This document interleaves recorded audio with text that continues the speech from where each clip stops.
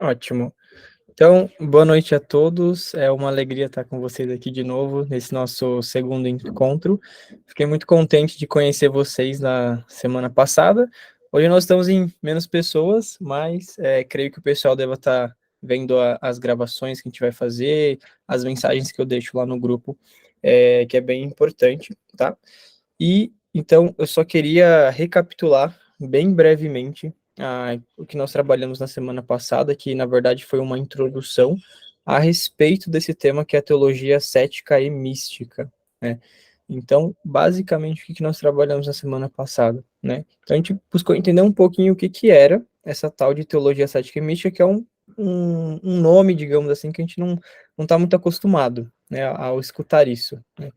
E justamente a teologia cética e mística é aquele estudo que vai nos ajudar, vai nos dar um direcionamento, primeiro na nossa ascese, ou seja, o meu esforço pessoal, aquilo que eu faço enquanto esforço próprio, para poder alcançar a santidade, para poder me unir mais a Deus, e a parte mística, que é as graças que Deus me envia para que eu possa estar atento a elas, para que eu possa estar disposto como um servo bom e fiel, como uma sentinela que vigia o tempo todo, para quando a graça de Deus vier, eu possa estar atento a essa graça, eu possa captar ela, eu possa pegar ela, eu possa compreender aquilo que Deus quer da minha vida. E claro, depois a gente passou por todos os temas que nós iríamos trabalhar durante essa jornada, que é uma jornada bem longa, uma jornada que não é nada fácil. Alguns temas são mais densos, outros são mais simples, mas é muito bacana a gente poder trabalhar disso, é muito bom a gente poder falar da vida de oração, a gente fala desses temas sensíveis à graça, porque cada vez mais a gente vai se acostumando com isso, e a gente chega um pouco naquilo que eu comentei com vocês, né, da fidelidade da graça, né, quantas vezes a gente não percebe que Deus nos guia para outra coisa, Deus nos pede uma outra coisa, e mesmo a gente sabendo que Deus está pedindo aquilo, a gente acaba tomando um caminho diferente. Eu brinco às vezes, porque isso acontece comigo algumas vezes, que, por exemplo, eu tô aqui no quarto, na sala, etc, eu fico com vontade de comer um doce. Aí eu vou até a geladeira ou até o armário pegar o doce, e aí quando eu abro assim a porta, coloco a mão no doce, me vem algo assim na cabeça, né? Puxa, mas você não precisa comer esse doce agora, né?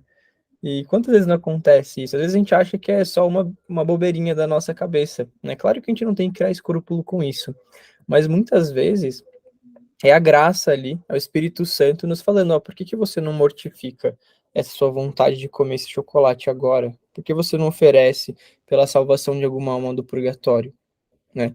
E quantas vezes eu falo por mim, né? Eu não, não, você não, eu prefiro comer, eu quero comer, né? Então, todo esse nosso estudo vai começar a dar embasamento prático para que a gente, nesses pequenos pontos do dia a dia, como eu falei, a santidade ela está no cotidiano, a santidade ela não está nas coisas extraordinárias. As coisas extraordinárias é uma consequência e é uma consequência não necessária, é uma consequência contingente, ou seja, pode ser que tenha, como pode ser que não tenha, e está tudo bem, se tiver ou se não tiver. E eu me refiro à levitação, ou você pega aqueles fenômenos místicos por exemplo, o Padre Pio tinha, as chagas nas mãos, etc. E aí isso pode ser uma consequência, só que ela não é necessária, né? O necessário mesmo é que a gente santifique no dia a dia, tá?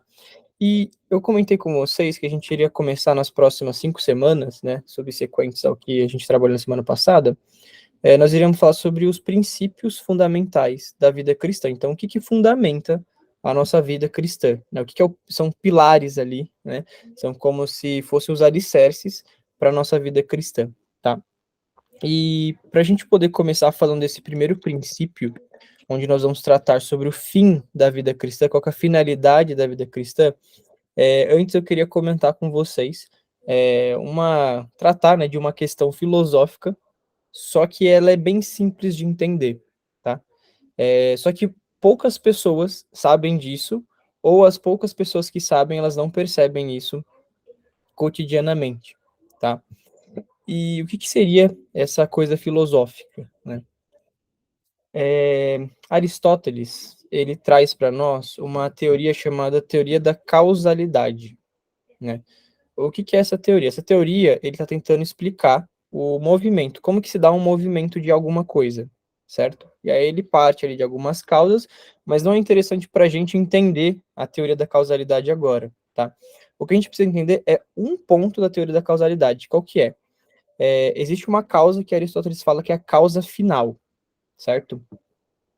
E quando Aristóteles vai falar da causa final, o que ele fala? Ele fala que o fim é o começo. Quando a gente olha para isso, calma, o fim é o começo? Como assim o fim é o começo? Às vezes dá um bug na cabeça, um tilt na cabeça, mas é muito simples. Então, vou dar o mesmo exemplo do bendito do doce, do chocolate. Para eu comer o chocolate, eu primeiro tenho que pensar nele. Se eu não estiver pensando no chocolate, eu não vou comer ele, porque eu não estou pensando nele. Ou seja, eu primeiro enxergo o fim, o que, que eu quero como finalidade. Então, a minha finalidade é, eu quero comer chocolate. Pensei no chocolate. Depois que eu pensei, aí que eu começo a me mover. Então, a partir daí que eu vou levantar do sofá, levantar da cadeira, ir até a cozinha, ir até o armário, abrir o armário, pegar o chocolate, tirar a embalagem e comer. Só que antes de eu fazer todo esse processo, eu primeiro pensei nele. E se eu não tivesse pensado nele, eu não iria simplesmente fazer isso, né? E por isso que Aristóteles fala que o fim é o começo. Então, toda vez que a gente for começar algo, a gente primeiro precisa entender qual que é o fim, qual que é a finalidade daquilo. Por que que eu estou fazendo aquilo? Aonde eu quero chegar? Porque se a gente não tem em vista qual que é o fim, a gente não vai conseguir ordenar os meios. Quais são os passos para que eu possa chegar até aquele fim? Porque eu não sei para onde eu estou indo, como que eu vou trilhar o caminho? Então a primeira coisa que a gente precisa entender é qual que é a finalidade da vida cristã. Para que serve? Para que a gente foi criado? Por que nós nascemos? Por que Deus quis? Por que Jesus se encarnou, veio até nós para nos ensinar, nos deixou posteriormente a igreja? Por quê? Para quê? Todas essas coisas. Porque se a gente não tem clareza disso, a gente não consegue trilhar o caminho. A gente não consegue ir além, né? E é interessante porque quando a gente pega, por exemplo, a Suma Teológica, que São Tomás de Aquino escreveu, a Suma Teológica ela é dividida ali em praticamente três partes principais, tá? E tem uma parte da Suma Teológica que a gente fala que é a parte moral, que vai tratar sobre temas morais e vai tratar principalmente do tema do retorno do homem a Deus. Então, como que o homem retorna até Deus? E São Tomás de Aquino, quando ele vai falar nessa parte da Suma Teológica, ele justamente comenta a respeito do fim, da finalidade última do homem. Por quê? É necessário que a gente entenda o porquê nós nascemos, o para que nós vivemos e para onde nós estamos indo. Porque se a gente não tiver claro isso na nossa cabeça, a gente começa a fazer coisas aleatórias, coisas desconexas, que não nos vão levar para lugar nenhum. A gente vai ficar patinando. A gente não sabe por que a gente reza, a gente não sabe por que a gente vai na missa, a gente não sabe por que a gente faz apostolado, por que a gente estuda, por que a gente trabalha. Se a gente não sabe o porquê dessas coisas, a gente simplesmente vive a vida, sabe? De forma leviana. Vai vivendo, sem um propósito maior. Quando a gente pega os exercícios espirituais de Santo Inácio de Loyola, para quem não conhece, Santo Inácio de Loyola foi o fundador da Ordem dos Jesuítas, que durante os seus 300 primeiros anos de existência, né, lá mais ou menos em 1560, que surgiu a Companhia de Jesus, aquilo ali era uma máquina de fazer santos. Todos os santos, literalmente, de 1500 a 1800, todos os santos que você conhece, eu tenho certeza que eles tiveram contato com algum jesuíta. E a gente nem sabe. Por exemplo, Santa Teresa d'Ávila, a diretora espiritual dela foi um jesuíta, né? Bispos foram jesuítas. Os jesuítas eles conseguiram influenciar de uma forma grandiosa a igreja durante esse período. Infelizmente, houve a supressão, houve uma perseguição à ordem dos jesuítas e ela foi suprimida, né? E depois até, hoje nós temos jesuítas, mas eles não seguem a mesma espiritualidade que Santo Inácio colocou quando ele fundou a Ordem dos Jesuítas. Mas enfim, por que eu estou falando isso? Porque a base espiritual dos jesuítas era os exercícios espirituais que Santo Inácio fez, um livrinho pequenininho que ele escreveu, que é como se fosse um retiro de um mês que que o novício passava para ele poder entrar na companhia de Jesus. E nesse livrinho que ele escreveu, na primeira semana, a primeira meditação, qual que é? A finalidade do homem. Ou seja, a gente tem que entender que se a gente quer chegar em algum lugar, primeiro a gente precisa entender que lugar é esse que a gente quer chegar. Sei lá, eu quero fazer uma viagem, tá? Mas para onde você quer viajar? Ah, você quer ir para a praia, você quer ir para a Europa, você quer ir para o centro. Você precisa saber para onde você quer ir para você saber qual o melhor caminho para você tomar, né? Mas enfim, vocês já entenderam a importância da finalidade do homem. Santo Inácio, por exemplo, agora entrando propriamente dito na finalidade do homem, Santo Inácio, quando ele vai começar os exercícios espirituais, por exemplo, que ele vai tratar sobre isso, né? Para que o homem foi criado? Santo Inácio ele fala que o homem foi criado para louvar, para prestar reverência e servir a Deus. E, mediante isso, salvar a sua alma. Isso é uma coisa muito acertadíssima, porque quando a gente pega o catecismo, né, o catecismo vai falar justamente isso. Qual que é o fim último do homem? Amar, servir e reverenciar a Deus, e assim possuir a vida eterna. Perdão, no catecismo, ele fala que é amar, conhecer e servir a Deus, e assim possuir a vida eterna, né? Ou seja, então, o homem, ele foi criado com uma finalidade, essa finalidade está em Deus. Por que será que essa finalidade está em Deus? O que é amar? O que é servir? O que é conhecer a Deus?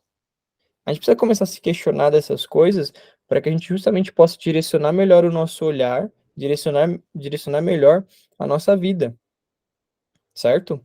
Então, por exemplo, assim, a finalidade do homem é conhecer a Deus. Como que a gente conhece a Deus? E aí tem uma coisa, gente, que pra vocês entenderem como que a santidade, ela de fato se dá no cotidiano. E São José Maria Escrivá, de uma forma muito acertada, nos diz isso. A gente sabe que Deus criou todas as coisas, certo? E aqui eu queria fazer uma dinâmica bem infantilizada com vocês, para vocês entenderem o que é a criação de Deus, tá? Então, se você puder, feche os olhos rapidinho, e eu quero que você imagine um amiguinho imaginário. Quem nunca, quando criança, não pensou no amiguinho imaginário, certo? Tá aqui, eu tô vendo ele aqui na minha cabeça. Agora abre os olhos. Ele continua na sua cabeça? Não, né? Pode até ser que você pense nele, mas por exemplo, que você abriu o olho, começou a prestar atenção em outra coisa, ele sumiu da sua cabeça, tá? E isso é uma alusão, é uma analogia, claro que não é a mesma coisa, de como funciona a criação de Deus. Deus, para criar algo, ele precisa pensar naquilo, assim como a gente consegue pensar e criar algo dentro da nossa cabeça. A diferença é que nós não temos a capacidade de materializar isso, só fica dentro da nossa cabeça. E quando a gente esquece, puf, sumiu. O meu aqui eu já nem lembro mais como que ele era direito. Agora você imagina se Deus não fosse Deus. Imagina se Deus fosse igual a um ser humano. Todo mundo ia desaparecer rapidinho. Que bom que Deus é Deus. Que bom que Deus não tem tempo, Deus não tem distração, Deus não tem nada disso, dessas dificuldades que a gente tem. Então, o que isso quer dizer? Quer dizer que Deus, ele está o tempo todo pensando em nós. Senão, nós não estaríamos aqui. Deus, ele está o tempo todo pensando em todas as coisas. Senão, as coisas não existiriam, as coisas simplesmente sumiriam. O que eu quero dizer com isso? Ora, se Deus, ele criou todas as coisas, né, a partir da sua inteligência, e ele pensa em todas as coisas, ele está presente em todas as coisas. Não da mesma forma, mas ele está, de uma certa forma, presente em todas as coisas. O que a gente deduz disso? Qualquer conhecimento, independente dele ser religioso ou não, é um conhecimento de Deus. Você está conhecendo mais a Deus. Porque de Deus deriva todas as coisas. Deus criou a pedra, Deus criou a parede, Deus criou a água, Deus criou todas as coisas. Então todas as coisas procedem de Deus. Ah, e você vai falar, mas, sei lá, o homem inventou o cimento. Não sei se o homem inventou o cimento, não sei do que é composto o cimento, mas eu acho que não é natural. Beleza, o homem inventou o cimento, tá bom, mas o cimento ele procede de conhecimentos que Deus fez antes. Deus, sei lá, fez antes o cal. É que eu entrei no exemplo aqui que eu não sou bom, não entendo dessas coisas. Mas enfim, Deus precede tudo isso. Então, até mesmo o conhecimento do cimento é um conhecimento de Deus. É que a gente tá acostumado a entender que não. Ah, eu só aprendo sobre Deus quando eu estou ali, sei lá, na igreja, estudando um livro religioso, etc.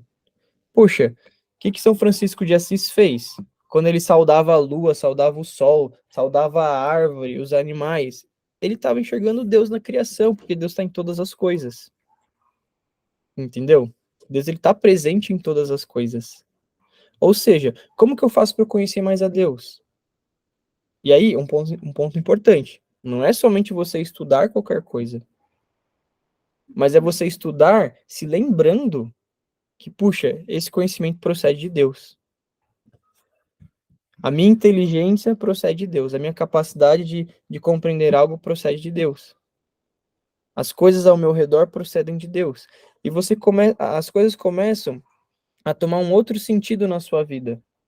Porque não é somente, sei lá, às vezes você está estudando, por exemplo, está fazendo alguma faculdade. E, não sei, tem alguma matéria que você não gosta. Sei lá, matemática, por exemplo. Eu não sou muito fã de matemática. Mas, poxa, o conhecimento matemático é um conhecimento que procede de Deus. Ou seja, até mesmo aprendendo matemática, eu posso pensar em Deus, eu posso amar a Deus, eu posso conhecer a Deus. E quando a gente começa a ter percepção disso, puxa, Deus está presente em todos os lugares. Por isso que muitos santos, eles conseguiam ter a capacidade de o tempo todo estar pensando em Deus, porque isso era claro e evidente para eles. Que Deus está literalmente em todos os lugares, ele de fato está. Inclusive, Deus está aqui agora, conversando com a gente. Deus está aqui falando com a gente, no nosso interior. Pode ser que a gente não esteja prestando atenção, mas ele está conversando. Isso é uma coisa que eu tenho 100% de certeza, com cada um que está aqui, e até mesmo com os que não estão. Deus, ele está falando com a gente o tempo todo. A gente só precisa começar a prestar atenção. A gente só precisa começar a parar, né, parar de se distrair com tanta materialidade, com tantas coisas passageiras, e começar a prestar atenção internamente, né? Eis que estavas dentro e eu fora. É o que acontece, a gente busca fora Deus, a gente quer buscar Deus nas coisas externas, mas Deus está aqui dentro, é só a gente começar a prestar atenção, que a gente começa a perceber a graça agindo dentro de nós, certo? Perfeito. Aqui eu tratei da finalidade do homem, olhando sob a ótica assim, do catecismo e sob a ótica dos exercícios espirituais de Santo Inácio. E claro, né, amar, servir e conhecer a Deus tem a finalidade de possuir a vida eterna, tá? Então essa seria a finalidade do homem, é, somente olhando a ótica do catecismo e dos exercícios espirituais. Só que eu queria trabalhar com vocês de uma forma um pouco mais aprofundada essa finalidade do homem, essa finalidade da vida cristã, que é o que o Roy Marim trata na Teologia da Perfeição Cristã. Tá? Então, o que o Roy Marim vai nos dizer, né? E claro que está baseado também na Suma Teológica, sobre a finalidade do homem. Né? Ele vai dizer basicamente que a vida cristã, a finalidade dela, né, da vida cristã, ela pode ser dividida em duas modalidades ou em duas partes. Primeiro que a gente chama de fim absoluto ou fim último, e o segundo que a gente chama de fim próximo ou relativo. Tá? Então, tem essas duas modalidades que a gente vai trabalhar.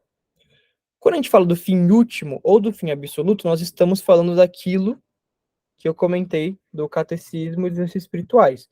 Qual que é o fim último da vida cristã? A glória de Deus.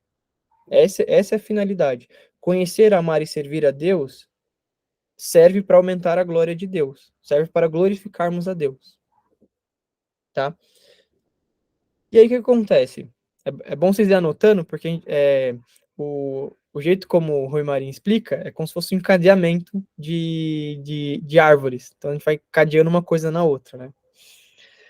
E aí o que ele vai dizer pra gente? Bom, a glória de Deus, ela pode ser dividida em duas partes. né? Então, recapitulando, o fim último do homem tem duas modalidades: o fim último ou absoluto, o fim próximo ou relativo. O fim último ou absoluto é a glória de Deus, que é o que o catecismo fala, que é o que os exercícios espirituais falam, certo? Dentro da glória de Deus, a gente pode dividir isso em duas, assim, duas glórias diferentes, entre aspas. Bem entre aspas, não está dividindo, está dissecando a coisa para ficar bem claro, tá? E o que acontece? A gente tem uma glória que a gente fala que é uma glória intrínseca, e a gente tem uma glória que a gente chama de extrínseca, ou seja, interno, e uma glória externa, certo? A glória intrínseca de Deus é aquela glória que brota da sua própria vida, a própria vida de Deus. Ou seja, é a glória que Deus proporciona para si mesmo, no seio da Santíssima Trindade, né? Então nós conhecemos o mistério da Santíssima Trindade, que inclusive é um mistério que nós não somos capazes de compreender 100%, né? Mas basicamente nós temos Deus, né, em três pessoas, não são três deuses, mas apenas um só Deus, né? E nós temos o Pai, né, que por via de uma geração intelectual, ele é como se ele enxergasse a si mesmo, né, tendo uma ideia perfeita de si, e essa ideia perfeita, esse verbo que é produzido, né, a partir do conhecimento que ele tem dele próprio, é então gerado o seu filho, né, que seria a pessoa de Jesus, ou o verbo, né, no qual esse verbo ele é um reflexo de toda a beleza, toda a imensidão, toda a eternidade, de toda a perfeição que Deus é. E aí, a partir desse reflexo, né, há ali uma relação mútua, né, estabelece entre essas duas pessoas uma relação mútua, entre Deus Pai e Deus Filho, e por via de processão é gerado o Espírito Santo, né, que a gente fala que é uma corrente de amor inefável, né, que é justamente o Espírito Santo. Então, não vou entrar em detalhes sobre o mistério da Santíssima Trindade, porque não seria o tema da aula, mas só para vocês entenderem mais ou menos como que seria, tá? Esse mistério, como eu já falei, ele é incompreensível, né? Tipo, não dá para a gente compreender como que funciona de fato a vida íntima de Deus. A gente tem uma ideia, a gente teve muitos teólogos, muitos santos que tentaram estudar isso e não conseguiram compreender. Inclusive, Santo Agostinho, que doutor da igreja, ele foi um santo que tentou estudar muito sobre a Santíssima Trindade, inclusive tem um livro dele chamado De Trinitate, onde ele fala somente sobre a Santíssima Trindade, e tem uma história muito curiosa dele, que ele teve um sonho, né, onde ele estava andando na praia, e aí ele avistou uma criança, estava cavando um buraco na areia, né, ele estava na praia, a criança foi cavando um buraco na areia, e ela estava com uma conchinha colocando a água do mar dentro do buraco da areia. E aí Santo Agostinho ele chega para a criança e pergunta, né? Menino, o que que você está fazendo?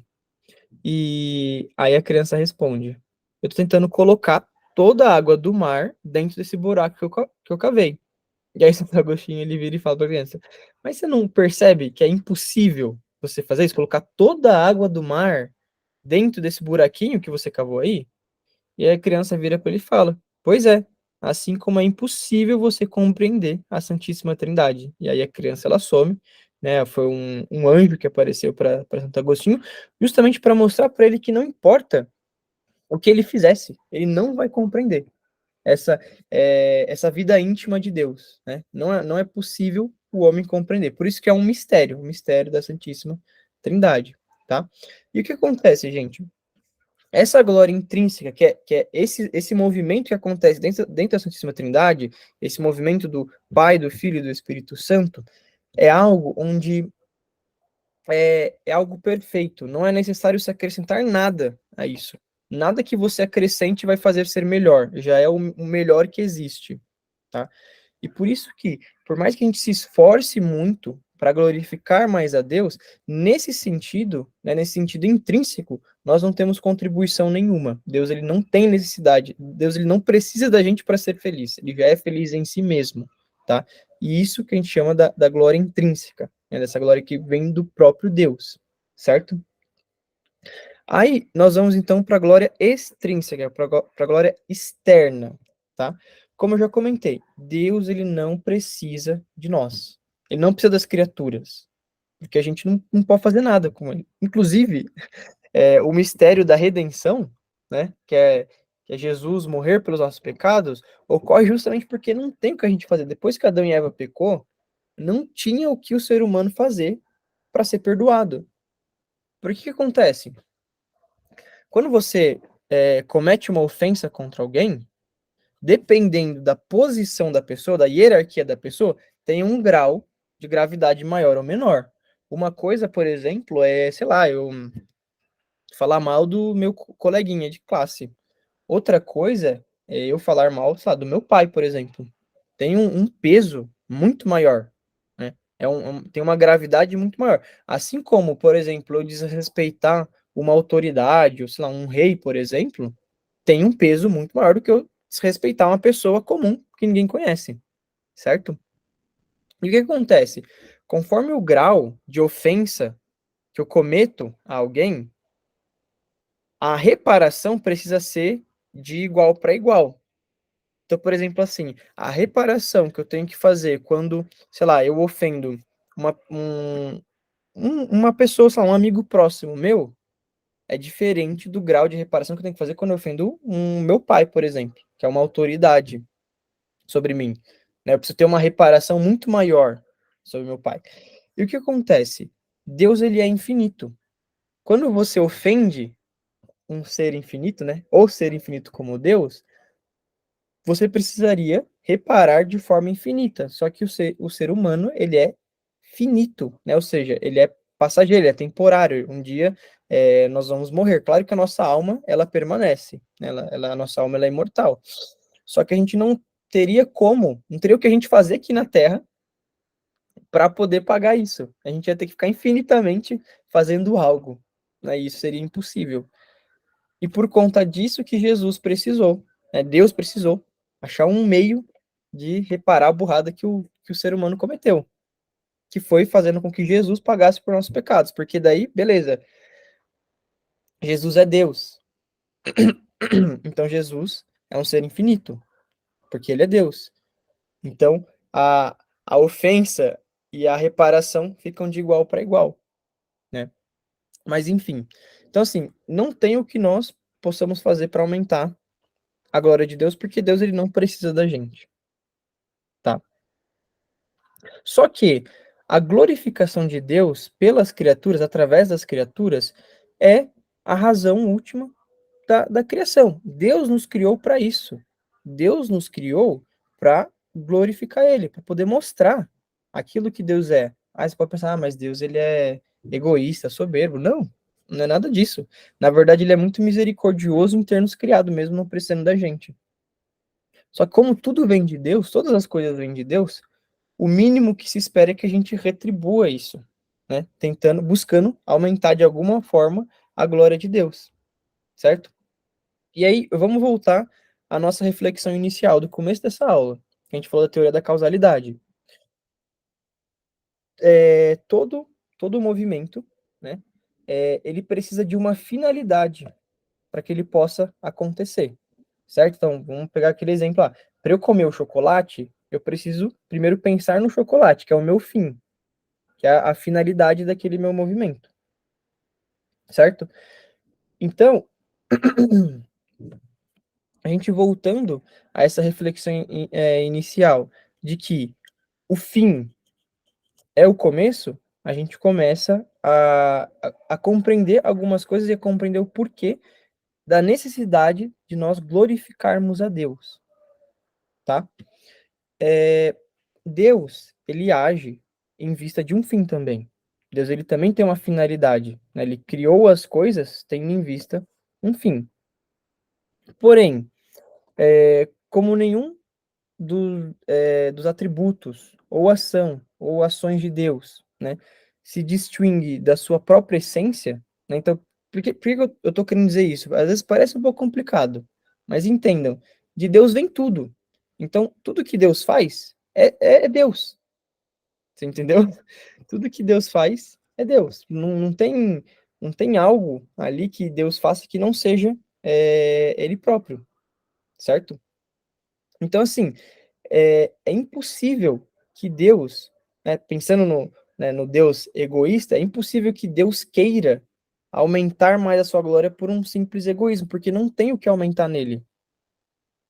Não tem o que aumentar em Deus. Então, de forma alguma, Deus age de uma forma egoísta ou soberba quando ele quer que a finalidade das suas criaturas, e aí não apenas a do ser humano, mas das outras criaturas, seja a sua própria glorificação, né? Porque todas as coisas vêm de Deus. Tudo é Deus, digamos assim, né? Não literalmente, né? Nós não somos deuses, mas todas as coisas, elas provêm de Deus. Então não tem o que a gente fazer para poder aumentar mais isso, certo? Então, Deus, nos criou, quando criou as criaturas, ele não buscou a sua própria utilidade, porque a gente não pode acrescentar absolutamente em nada ele. Mas Deus nos criou porque ele queria nos comunicar a sua bondade. Deus, ele organizou o mundo, ele organizou a criação de tal maneira que as criaturas, elas encontrassem a sua própria felicidade glorificando a Deus. Então, o ser humano, ele só é de fato feliz quando ele glorifica Deus. E por isso que Santo Tomás, na Suma Teológica, ele fala que somente Deus é infinitamente liberal e generoso. Porque ele não está buscando algo para si, mas ele quer comunicar sua bondade para nós. Ele quer transbordar, vamos melhorar essa palavra. Ele quer transbordar a felicidade que ele vive intrinsecamente para nós.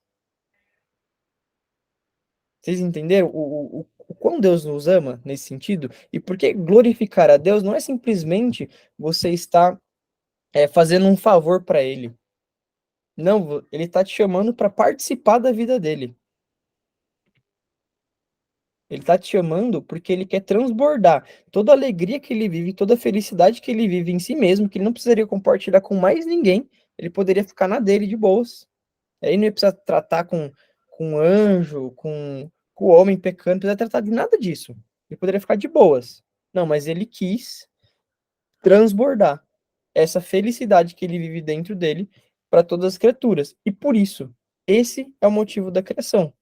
Deus, ele ama tanto, nos ama tanto, que ele queria compartilhar conosco um pouco, mesmo que não de forma perfeita, a sua vida no seio da Santíssima Trindade. A própria encarnação do Verbo de Deus, a própria redenção do gênero humano, não tem outra finalidade senão a glória de Deus. Porque é na glória de Deus que a gente vai se realizar, que a gente vai ser feliz, tá? E, inclusive, tem uma passagem de São Paulo, tá em 1 Coríntios, passagem muito conhecida, né? Ele fala assim: portanto, quer comais, quer bebais, quer façais outra coisa, fazei tudo para a glória de Deus. E é justamente isso que nos mostra o catecismo, e é justamente isso que, pegando o exemplo, né, do Santo Inácio, nos exercícios espirituais, ele quer trazer para nós. Tudo dai glória a Deus. Isso é santificação no cotidiano, que eu comentei com vocês. Deus está presente em todas as coisas, então a gente conhece Deus em todas as coisas. Ou seja, isso é você estar glorificando a Deus diariamente, certo? Então, qual que é a finalidade última da nossa vida? A glória de Deus. O que a gente tem que colocar como alvo, como meta? A glória de Deus. Por quê? Por que a glória de Deus? Porque Deus, ele vive uma felicidade plena e eterna. E, no fundo, se a gente for perguntar para as pessoas, até mesmo para quem não é católico, todo mundo quer ser feliz. Porque naturalmente a gente tende a isso, a gente quer ser feliz. Só que essa felicidade só se encontra em Deus, na glória de Deus. Não é possível a gente encontrar felicidade em outro lugar, tá? Então, enquanto fim último e absoluto, o ser humano ele nasceu para glorificar Deus, para poder fazer parte desse transbordamento de amor, de bondade, de felicidade que Deus nos dá gratuitamente, sem a gente ter feito nada por ele. Pior, a gente pisa nele, a gente cospe nele, a gente xinga ele, e ele mesmo assim continua querendo que a gente faça parte dessa realidade mística, dessa realidade de felicidade eterna, certo? E aí, se vocês lembrarem do começo que eu falei, a gente vai fazendo vários encadeamentos, né? A gente falou que a finalidade da vida cristã, ela possui duas modalidades. Uma é o fim último absoluto, né, que a gente falou da glória de Deus. E a segunda parte que a gente falou foi o fim próximo ou relativo. E qual que é o fim próximo ou relativo? A nossa própria santificação, certo? Então, a, a alma, né, nós, né, enquanto olhando para nossa alma, a gente não deve procurar outra coisa senão a santificação da nossa própria alma. Por quê? Na medida em que eu me santifico, eu glorifico a Deus cada vez mais. Às vezes as pessoas se perguntam, a gente vê, né, tanta maldade no mundo, tantas coisas acontecendo, as pessoas perguntam, nossa, mas o que a gente pode fazer? A gente tem que lutar, a gente tem que brigar, a gente tem que ir lá falar, tem que ir lá no, sei lá, no Senado, na política, não sei o que, tem que dar aula, uma série de coisas, né, que a gente pensa, não, tem que fazer, tem que rezar terço, novena, tal, tal, tal, beleza. Tem que fazer isso? Claro que tem. Mas para você efetivamente mudar o mundo ou as coisas ao seu redor, sei lá, a salvação da alma de alguém, algum parente seu que não vai mais à igreja, por exemplo, ao invés de você ficar ali com aquela pessoa tentando, tentando, tentando, a melhor coisa que você pode fazer por ela é você se santificar, é você ser santo. Porque na medida em que você é santo, mais glória a Deus você dá. Quanto mais glória a Deus você dá, mais feliz você é. Quanto mais feliz você é, quanto mais você participa dessa felicidade de Deus, mais Deus te guia. Ou seja, Deus ele vai te guiar para mudar ou não essas coisas. Porque a gente não foi, não, nós não somos chamados a ser santos para a gente poder ser o salvador da pátria e salvar todas as coisas. Cada um tem um chamado específico para fazer uma coisa em específico, para salvar uma alma em específico, por exemplo. A gente pega Santa Mônica.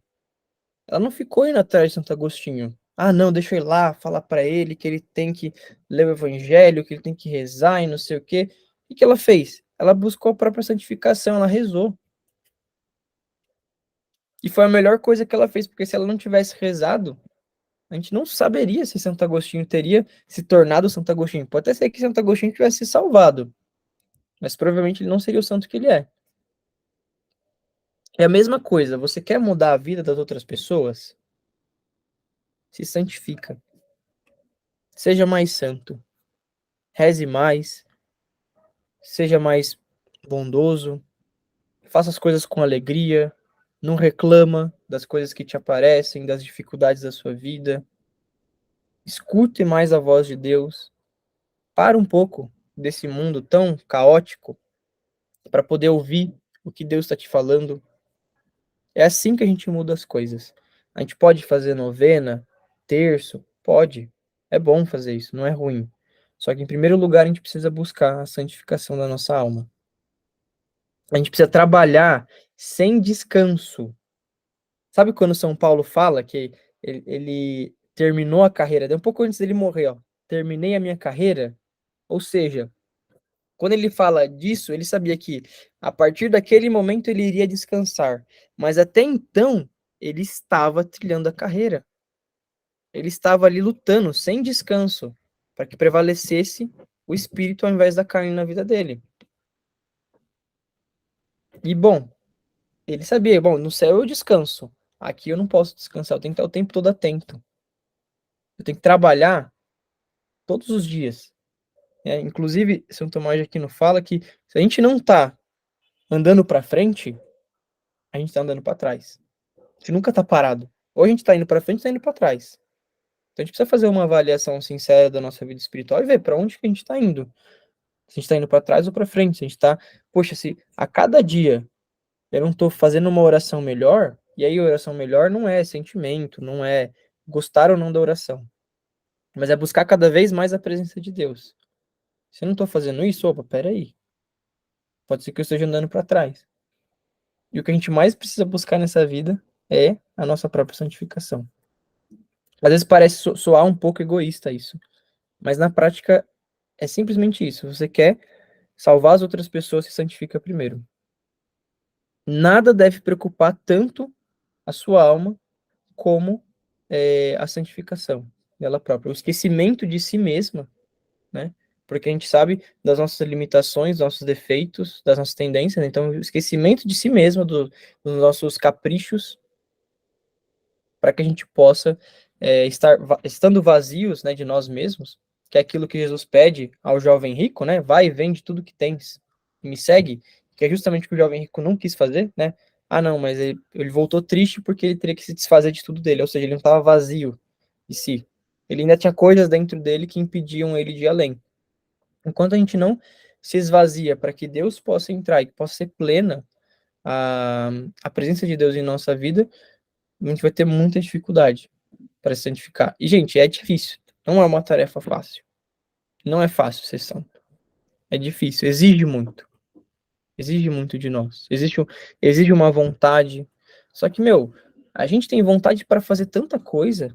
A gente tem vontade para ir, sei lá, para academia durante um ano inteiro. A gente tem vontade para fazer uma super dieta. A gente tem vontade para ficar horas, sei lá, assistindo uma série, né, um filme. A gente tem vontade de fazer tantas coisas materiais, que por que a gente não tem vontade de ser santo também? Por que a gente não usa essa mesma vontade que a gente tem para essas outras coisas materiais que vão passar, por mais relevantes que elas sejam para a nossa vida? É importante você ter saúde, né? É importante você ter saúde. Não é ruim ir na academia. Mas, puxa, por que você não usa esse mesmo esforço que você tem que fazer para ir para lá para você poder ser santo? Então a gente precisa começar a se questionar disso. Se a gente não está se questionando nessas coisas, é porque o nosso olhar não está apontado para esse fim, que é a glória de Deus, né? Que por consequência, né? Aliás, que é a nossa santificação, que por consequência é a glória de Deus, né? E quando a gente foi batizado e depois quando a gente confirma no crisma, né, os nossos votos batismais, ali Deus ele está semeando na nossa alma a graça santificante, que mais para frente a gente vai comentar sobre essa graça santificante, que é uma semente dentro de nós que ela precisa se desenvolver. Lembrem, o reino dos céus é como um grão de mostarda. Ou seja, tem uma semente que precisa crescer, ela precisa se tornar uma árvore, uma grande árvore. Só que como que funciona o processo de uma semente? Você precisa regar, tem que enriquecer o solo, precisa de sol, e demora, não é rápido. E isso é uma das coisas mais interessantes que acontecem no nosso mundo atual. O nosso mundo atual, ele é tudo muito rápido. A gente vive a geração on demand, ou seja, tudo na hora. A gente não espera mais para ter as coisas. A gente simplesmente tem, a gente vai no mercado ali, tem todas as frutas que a gente quiser. Antigamente não, você tinha que plantar, você tinha que esperar, você tinha que dar digamos assim, a sorte de ter um bom tempo, né, uma boa chuva, não vier uma seca para não estragar sua plantação, para daí sim você conseguir comer do fruto. E o ser humano, né, que vivia essa realidade de espera, ele conseguia compreender muito mais a santidade do que o ser humano de hoje, que vive essa coisa rápida, tudo muito rápido, é tudo para ontem. A gente pede as coisas na Amazon esperando que chegue daqui 2 horas, amanhã no máximo, porque a gente não tem mais paciência para esperar. E para a gente ser santo, para poder desenvolver essa semente dentro de nós, nós precisamos de paciência, tá? E entendam uma coisa, gente, para a gente também poder finalizar aqui. Todos nós somos chamados a sermos santos, tá? Santo não é coisinha só para fulano, só para ciclano, não. O Concílio Vaticano II vai falar do chamado universal à santidade. Todos nós somos chamados a ser santos. Todos. Não tem restrição. Não tem restrição nenhuma. Não é, porque fulano é mais inteligente, porque ele tem vocação para ser sacerdote, porque o outro é não sei o quê. Não. Não existe isso. Todos nós podemos ser santos da nossa maneira. Claro que a gente não vai ser santo de altar. Provavelmente não. Pode até ser que seja, mas isso não é a coisa mais importante, mais relevante, né? mas saibam que Deus, ele chama todos, né? E ele nos chama a todo momento. Ele só está esperando. O que Deus mais quer é que a gente dê esse sim para ele, que a gente dê esse passo adiante, né? E ele justamente está nos esperando, tá? E aí, beleza. Ah, Gabriel, você está falando de santidade, que a gente precisa ser santo, mas no que consiste a santidade, né? O que é ser santo, né? E o Rui Marinho, ele também se questiona disso no livro, e ele basicamente dá 4 respostas sobre o que é a santidade, né? Então, a primeira resposta que ele dá é que ser santo, né, consiste em viver de uma maneira cada vez mais plena o mistério da Santíssima Trindade em nossas almas, ou seja, Deus, ele está presente em todas as coisas, certo? Então, ele está presente em nós. Deus não se separa. O Pai não se separa do Filho e o Filho não se separa do Espírito Santo. Eles sempre estão unidos, juntos. E esse mistério, ele está sim dentro de nós, lá no que a Santa Teresa vai chamar de sétima morada, né? Então, como que eu faço para viver de uma forma mais plena essa felicidade que transborda da Santíssima Trindade, né? O Rui Marinho vai dizer também que a santidade consiste em nós nos configurarmos de uma maneira cada vez mais perfeita. Ou seja, quem que é o nosso exemplo? Quem eu devo seguir? Jesus. Com quem eu devo me parecer? Com Jesus, né? Inclusive, há um conceito que a gente chama de conceito mimético, né? Que conforme a gente vai convivendo com as pessoas, a gente vai se parecendo com elas. A gente não é meio parecido com os nossos amigos mais próximos, a gente ri das mesmas coisas, até o jeitinho, às vezes a gente pega, o jeito de falar, o jeito de rir, etc. Mesma coisa. Quanto mais você conhecer Jesus, quanto mais você andar com Jesus, mais você vai se parecer com ele. E aí nós somos chamados para sermos outro Cristo aqui na Terra, né? Tanto que você pega, por exemplo, São Pedro, um pouco antes dele ser morto, né, crucificado, né, conta-se que ele estava indo para o caminho contrário ao que ele iria ser crucificado. E aí ele estava andando para o caminho contrário, e aí ele vê Jesus voltando, carregando a cruz. E aí ele entende, não, pera, eu preciso ser como Jesus. Eu preciso morrer como Jesus morreu. E aí ele volta, agora não me recordo a cidade, ele volta para ser crucificado, né? Então a gente precisa, a santidade consiste nisso, a gente se parecer cada vez mais com Jesus, certo? Um outro ponto que ele coloca aqui sobre a santidade, né? A santidade consiste na perfeição da caridade, tá? Caridade, gente, não é ajudar ao próximo, tá? Não é dar esmola, etc. Isso não é caridade. A caridade é uma virtude teologal, tá certo? E aqui eu não tô falando que não é para dar esmola para os necessitados. A gente precisa ajudar os necessitados, mas isso não é caridade, tá? A caridade, ela é uma virtude teologal, certo? E essa virtude teologal da caridade, ela diz respeito ao nosso amor de união com Deus. São Tomás de Aquino, quando ele vai falar sobre o que é o amor, na Suma Teológica, ele dá algumas características do amor, né? E uma das características que ele dá do amor é que o amor, ele não simplesmente quer o bem do objeto amado, né? Mas ele quer se unir ao objeto amado. Que é o que ocorre num casamento, por exemplo, né? A gente não quer só o bem, a gente quer se unir àquela pessoa, a gente quer ser um com aquela pessoa, certo? E a mesma coisa com Deus. Deus, ele quer ser um conosco, né? Tanto que em algumas teologias tradicionais, como por exemplo de um frei bem conhecido, Garrigou Lagrange, ele fala sobre as 3 vias espirituais, né? Que é a via da... Ah, agora me fugiu o nome. Via purgativa, via iluminativa e via unitiva, tá?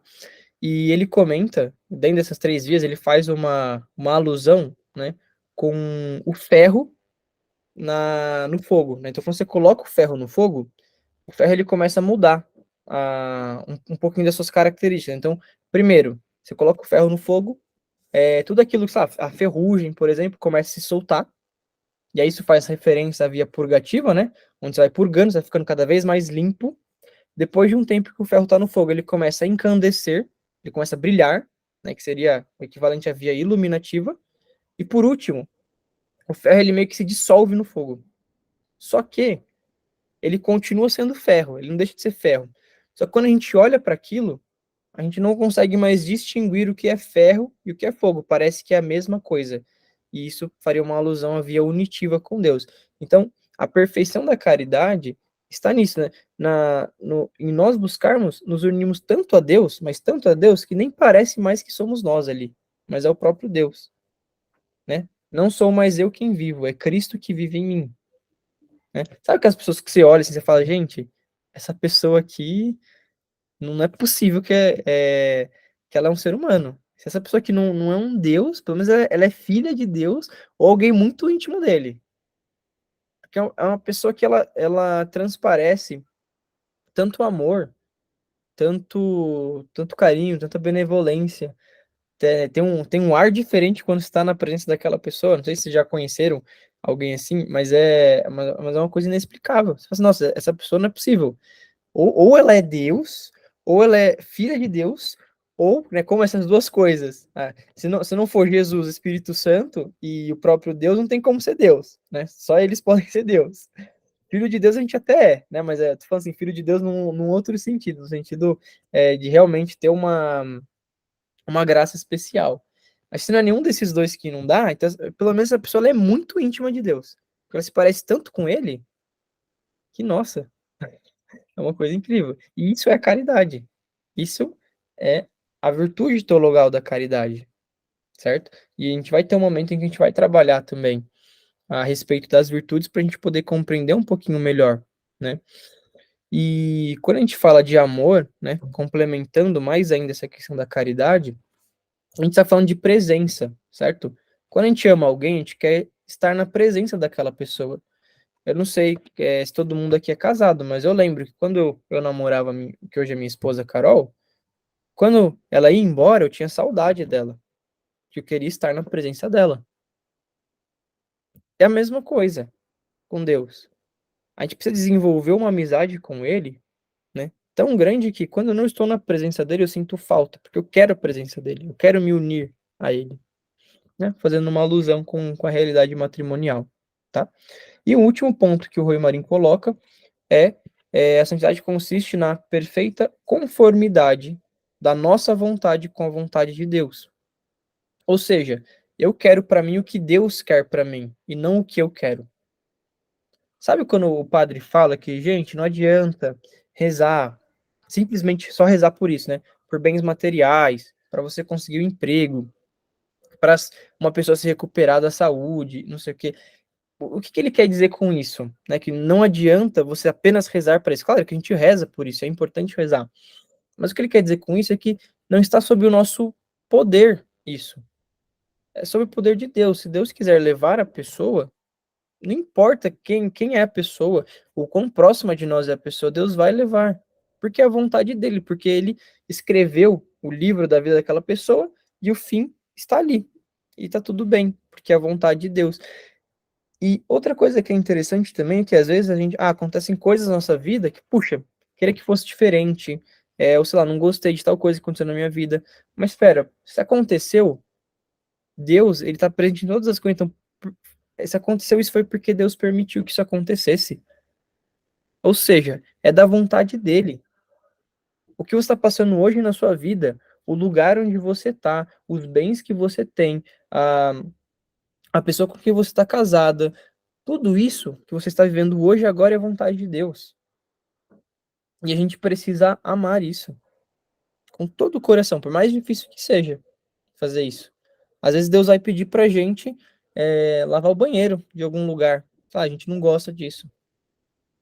Mas a gente tá. Se alguém pediu pra gente lavar o banheiro, né, de uma comunidade que a gente participa, da paróquia, etc., provavelmente é a vontade de Deus ali acontecendo na nossa vida. E a gente precisa entender isso. Se vocês estão aqui hoje, por exemplo, nessa aula, é a vontade de Deus que vocês estejam aqui. E vocês precisam, não por minha causa, mas por causa de Deus, por causa de vocês. Poxa, se esforçarem, né, para tentar assimilar o conteúdo, não sei, para fazer perguntas, porque é a vontade de Deus. Porque se não fosse a vontade de Deus, vocês não estariam aqui, estariam fazendo outra coisa, né?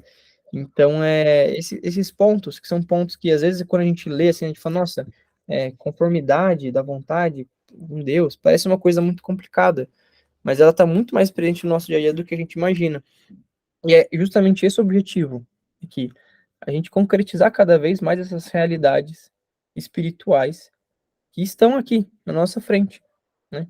Como eu comentei com vocês, Jesus, ele está falando com a gente agora, nesse exato momento. Eu tenho certeza absoluta que quando eu falei essas palavras que Jesus está falando com a gente agora, nesse exato momento, algumas pessoas, se não todas as pessoas que estão aqui, perceberam algo diferente. Seja uma emoção interna, seja um pensamento, mas percebeu alguma coisa diferente. Por quê? Quando eu falo isso, vocês estão tomando consciência da presença de Deus. E ele de fato está presente, gente. Isso é líquido e certo. Né? A maior certeza teológica que nós temos é que Deus está presente em todas as coisas. Está presente em nós e está presente agora. E a outra certeza teológica que nós temos é que Deus ele fez uma criatura que é capaz de ouvir e de se comunicar com ele, que é o ser humano. Então ele está se comunicando com a gente, agora nesse exato momento. Claro, se você não estiver em estado de graça, ele vai estar rompido nessa comunicação. Mas se você está em estado de graça, Deus está falando com você nesse momento. E basta a gente decidir o que a gente quer fazer com isso. A gente vai prestar atenção ou não? A gente vai continuar vivendo a nossa vida no automático, igual a gente vive todos os dias, nos preocupando com as coisas mais inferiores possíveis da nossa vida, ao invés de nos preocupar com aquilo que de fato vai nos tornar feliz, que é a nossa santificação pessoal e a glória de Deus. Então, essa aula de hoje, me perdoem, eu passei um pouquinho do horário, é porque eu gosto de falar, vocês devem ter percebido disso. A ideia, né, a gente trabalhar um pouquinho sobre esses pilares, esses princípios fundamentais da vida cristã, e esse primeiro princípio foi a finalidade, né, para que serve, para que nós nascemos, para que a gente foi criado, né, e nós fomos criados para conhecer, para amar e servir a Deus, e assim possuir a vida eterna, né, um pouco mais detalhada, teológica e filosófica, a gente também trabalhou a questão, né, da glória intrínseca e da santificação pessoal. Gente, então é isso. Eu vou abrir rapidamente para perguntas, caso vocês queiram fazer. Eu só pediria para levantar a mão, porque daí a gente consegue manter uma ordem. Eu já liberei o microfone aqui, aí se levantando a mão, eu chamo e já pode abrir o microfone e perguntar, tá bom? E aí depois a gente faz uma oração para a gente poder finalizar o nosso encontro de hoje.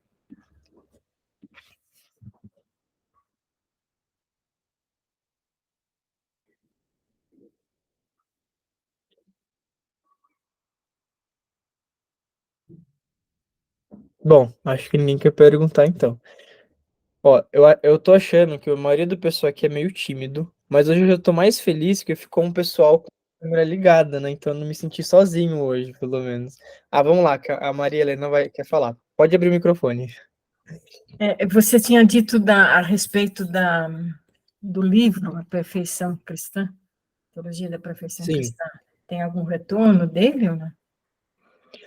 Tá. Eu entrei em contato com a editora Magnífica e eles me falaram que eles não estão trabalhando com descontos por enquanto, né, para grandes quantidades, mas que eles talvez daqui umas semaninhas eles comecem a trabalhar, e aí eles estão de me dar um retorno do livro, mas por enquanto ainda não consegui um valor melhor para gente. Certo.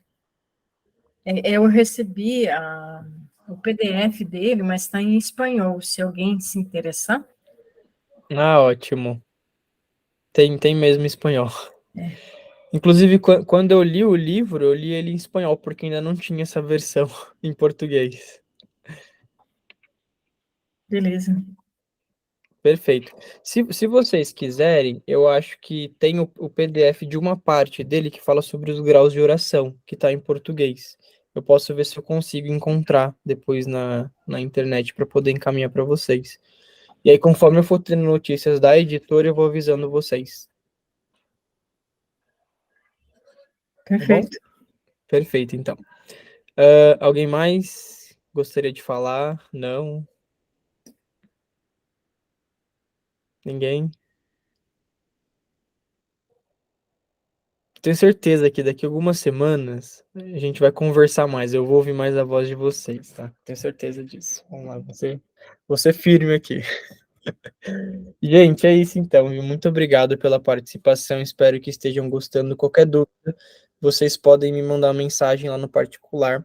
Eu deixei o grupo fechado, acho que eu devo ter comentado na primeira aula, justamente para não virar mais um grupo de bom dia, bom dia, bom dia, a gente não fala nada ali, mas para justamente passar alguns comunicados, mandar o link da gravação da aula, etc., para a gente ficar um pouquinho mais organizado, tá?